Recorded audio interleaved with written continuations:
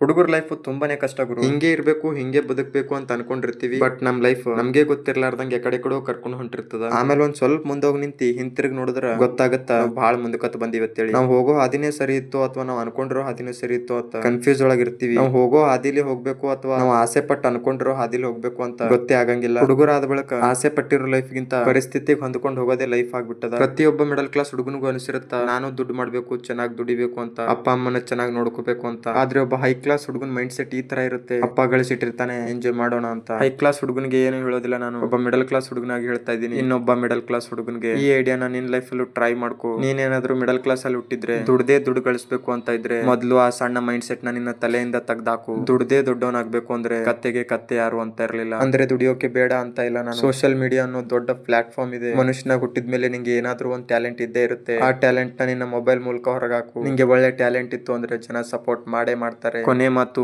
ನಿನ್ mind set ನ change ಮಾಡ್ಕೋ. ಶ್ರೀಮಂತ ಆಗ್ಬೇಕು ಅಂದ್ರೆ ದುಡ್ಡೇ ಮಾಡ್ಬೇಕು ಅಂತ ಏನಿಲ್ಲ, ಹೆಸರು ಮಾಡಿದ್ರೆ ಸಾಕು. ವಿಡಿಯೋ ಇಷ್ಟ ಆದ್ರೆ ಫಾಲೋ ಮತ್ತೆ ಸಬ್ಸ್ಕ್ರೈಬ್ ಮಾಡ್ಕೊಂಡ್ಬಿಡು. ಮತ್ತೆ ಬರ್ತೀನಿ. ರಾಮ್ ರಾಮ್, ಜೈ ಶ್ರೀರಾಮ್.